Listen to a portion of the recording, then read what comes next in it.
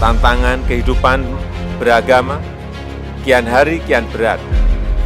Kehadiran media sosial dalam mewarnai kehidupan beragama dewasa ini tidak bisa diabaikan.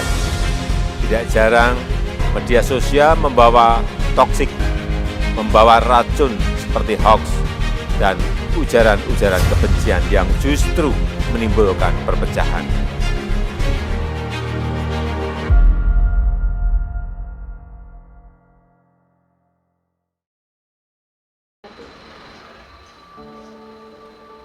Bismillahirrahmanirrahim. Assalamualaikum warahmatullahi wabarakatuh. Saya Denny Agil Prasetyo, Wakil Ketua Umum Gerakan Kebangsaan Indonesia, Gerbang Indonesia. Pada hari-hari belakangan ini kita banyak sekali dikejutkan oleh peristiwa-peristiwa yang bersifat domestik maupun internasional tentang bagaimana kemudian tumbuh kembang sebuah bangsa kemudian menjadi satu hal yang kemudian sangat memprihatinkan. Bagaimana kita lihat misalnya di luar negeri sana, bagaimana perpecahan di negara bekas Uni Soviet misalnya. Kemudian lagi kalau kita bisa lihat bagaimana pecahnya negara Yugoslavia misalnya. Kemudian kita bisa lihat bagaimana perang dingin antara Korea Utara dan Korea Selatan. Ini tentunya sebuah hal yang kemudian sangat memprihatinkan. Di saat-saat dunia semakin berkembang, dunia semakin menemukan polanya, dunia semakin menemukan apa yang menjadi keinginan-keinginannya, justru bangsa-bangsa atau suku-suku bangsa malah membelah-belah diri. Inilah kemudian pentingnya apa yang kemudian saya sebut sebagai persatuan dan kesatuan. Persatuan dan kesatuan ini tidak bisa kemudian dinafikan atau dikesampingkan karena ini adalah merupakan modal sosial, modal kepercayaan, modal filosofi, dan modal cita-cita yang tinggi dan agung. Persatuan dan kesatuan tidak lahir begitu saja, tapi persatuan dan kesatuan lahir melalui sebuah perjalanan dan sejarah yang panjang. Persatuan dan kesatuan memang tidak kemudian harus dipaksakan, tapi terkadang karena memang kesamaan satu keinginan, cita-cita, dan sejarah yang sama. Pada masa pemerintahan kolonialisme Jepang, kita teringat tentang sebuah peristiwa yang penting, apa itu yaitu sidang PPPKI, yaitu sidang bagaimana kemudian bicara tentang apa landasan Indonesia Merdeka.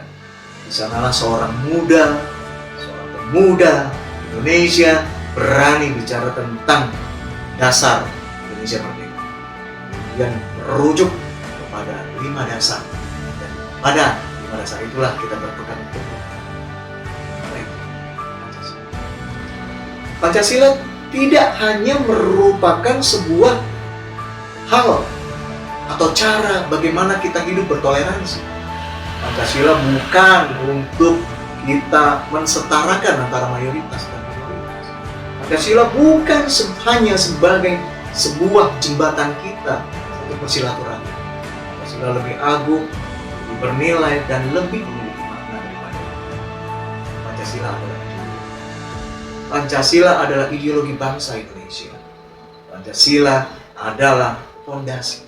Kebinekaan adalah merupakan perbedaan yang menyatukan kita sebagai sebuah bangsa. Perbedaan yang meyakini Pancasila sebagai tameng berkebangsaan. Pancasila sebagai landasan penting. Oleh karena itu, berpegang teguhlah kepada Pancasila, selalulah cari persamaan di antara kita. Selalu cari titik temu. Mencapai musyawarah mufakat. Galilah terus nilai-nilai Indonesia, galilah terus apa yang menjadi hal-hal penting yang melandasi Indonesiaan. Karena ini adalah merupakan harta terpenting kita sebagai sebuah. Hari ini kita harus kemudian memiliki sebuah kesadaran bersama sebagai sebuah bangsa tentang bagaimana pentingnya kita bertoleransi. Toleransi tentunya tidak hanya kemudian ke luar, tapi juga ke dalam. Toleransi adalah merupakan sebuah keharusan dan kewajiban.